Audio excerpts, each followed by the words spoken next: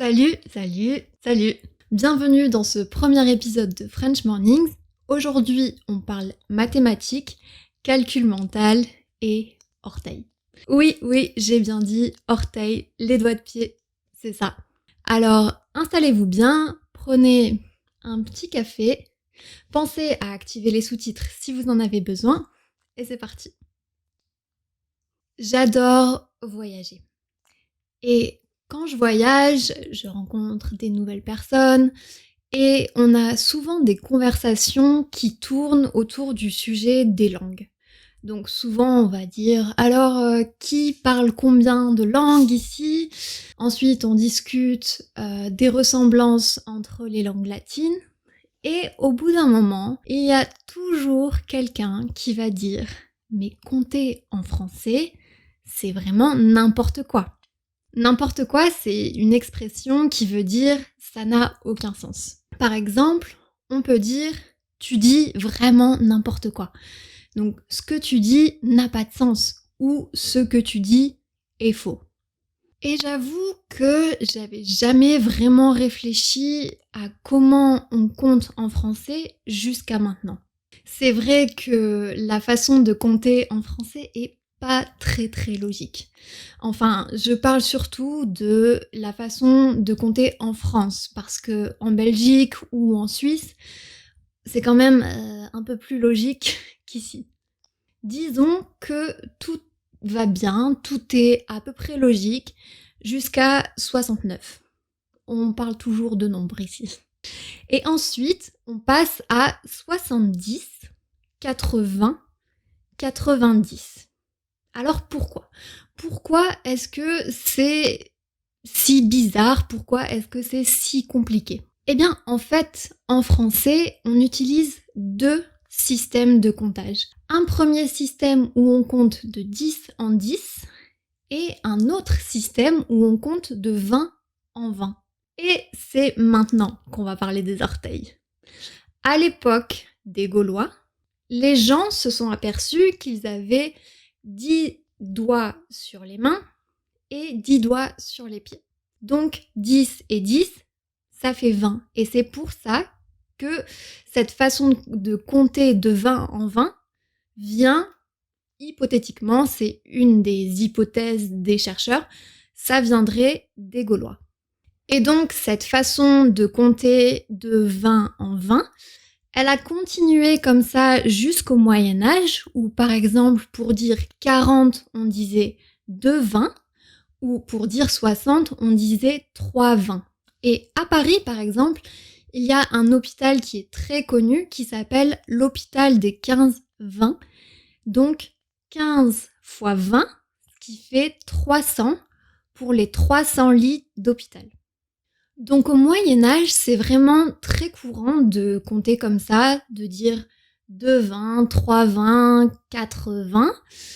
Et petit à petit, ça s'est fait rattraper. Cette manière de compter, elle s'est faite rattraper par le système décimal où on compte de 10 en 10. Et on peut imaginer qu'à peu près à cette époque-là, les deux façons de compter se sont mélangées. Et donc, dans certaines régions, on a préféré garder 70, alors que dans d'autres régions, on est passé à 70. Et puis, au XVIIe siècle, il s'est passé quelque chose qui a amené un peu d'ordre dans tout ça. C'est la création de l'Académie française. Alors, qu'est-ce que c'est l'Académie française? C'est quelque chose qui existe toujours aujourd'hui et c'est l'organisation qui est chargée de décider de quel mot entre ou non dans le dictionnaire et de quel sens on lui donne. Donc au XVIIe siècle, c'est la création du premier dictionnaire français et dans cette première édition du dictionnaire, on trouve les termes 70, 80 et 90. Donc à partir de ce moment-là, ça y est, c'est officiel, c'est ces termes-là qu'on doit utiliser partout en France. Alors, il y a une petite légende qui dit que C'est Louis XIV qui aurait influencé la décision de l'Académie parce que il allait avoir 70 ans et il préférait avoir 70 ans que 70 ans parce que ça sonnait un peu plus jeune. Bon, cette histoire, on sait pas trop si c'est vrai ou pas. Et donc voilà, maintenant vous savez tout, moi aussi. Et pour vous dire la vérité, j'adore vraiment trouver les réponses à ce genre de petites questions a priori anodines. Anodin, le mot anodin, ça veut dire qui n'a pas d'importance, qui est a priori anodin.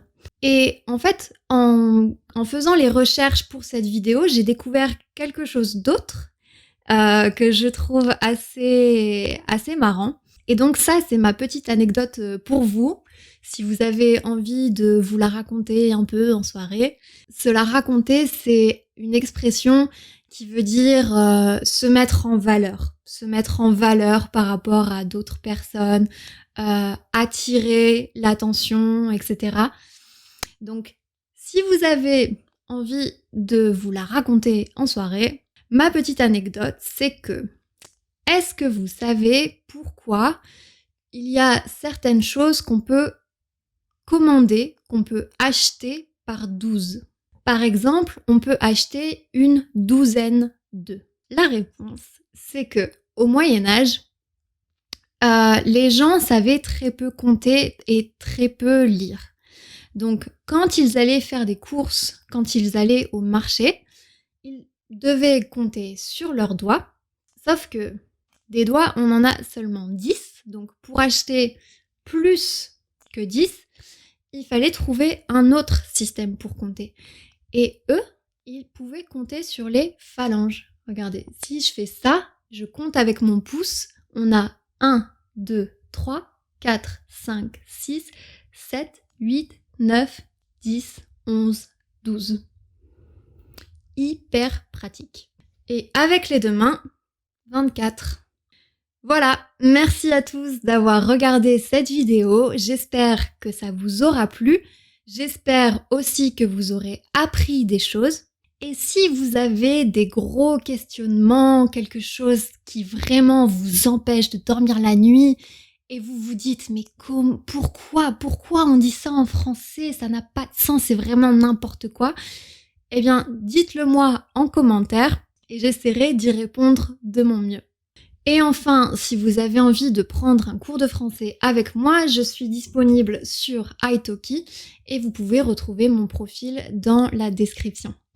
Je vous dis à très bientôt.